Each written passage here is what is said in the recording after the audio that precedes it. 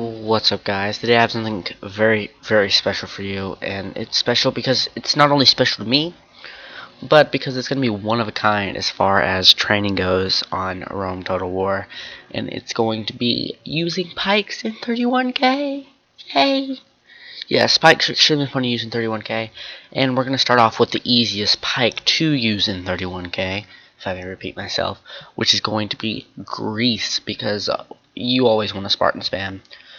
Basically, basic armies, 16 gold bronze Spartans and 4 gold attack Cretan archers, and that's most effective.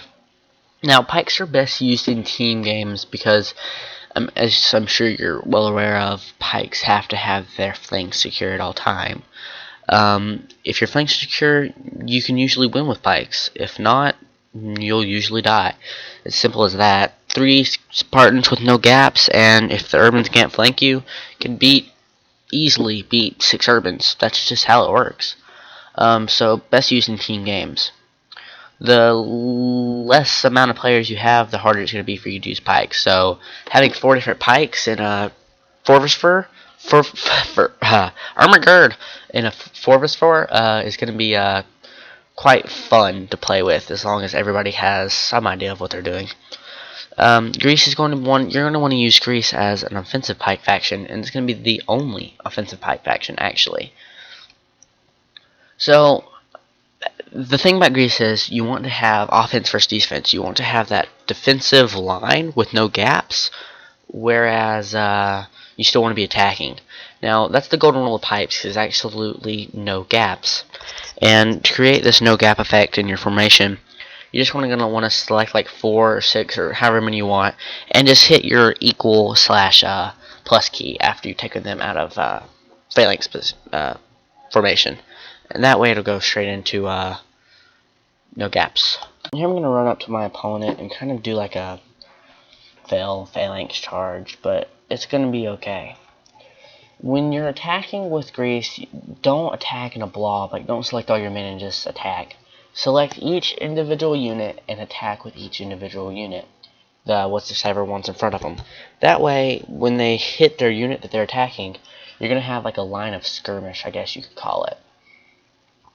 Notice I'm not using a Pila catcher because Spartans have such high hit points. Pila doesn't really do anything, so it's not really that necessary. And see how I'm selecting each individual unit. Now when these guys hit the unit that they're supposed to attack, they'll have a line of skirmish, so I'll still have no gaps, but I'll also be attacking.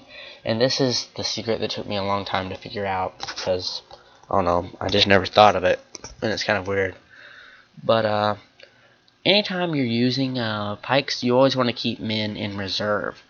Because like I said earlier, no gaps, pikes can easily take on more units.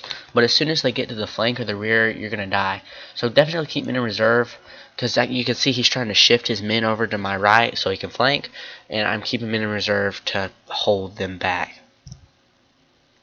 Now with Spartans, it's a good idea to take them out of defense mode, which is that little thing I'm pressing just a couple seconds ago.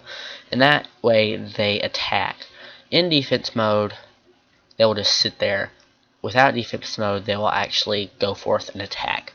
Just gonna make sure you select all your men and hit backspace, probably every 45 seconds or so, just because they seem to get out of formation, and that's not a good thing, because pikes need to be in their phalanx formation in order to beat urban cohorts and whatnot.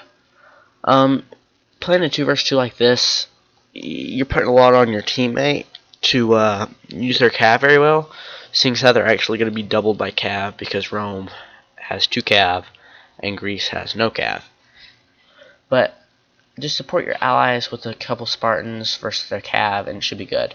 I told my ally just to kind of hang back with his cav and play defensively while I try to eat through Rome, and that's probably the best way to play. And really, Greece can eat through Rome if you play correctly. With your other weaker pike factions, you're going to want to build defensive positions and let them attack you, where with Greece, it's definitely a good idea to go ahead and attack them. I will be doing, next video I'll probably do Macedon, and then we can do Seleucid, and then like Pontus. and that'll be fun. You can see my line of skirmish now in the front, and you can see how I have no gaps, but my men are still attacking and kind of eating through those urbans. And it's kind of blurry for me right now because it hasn't been rendered, but when you watch it, you can see how many urbans are dying versus how many Spartans are dying, and urbans are definitely losing. I'm trying to get my teammate to go up right there and take my flank. I don't know if I said that yes, but no, I told him not to go through my pikes. Yeah, don't run your cav through people's pikes when their pikes are down, because your cav will actually take casualties. You can see that my teammate kind of left me secluded. It's okay because he doesn't have that many men over there.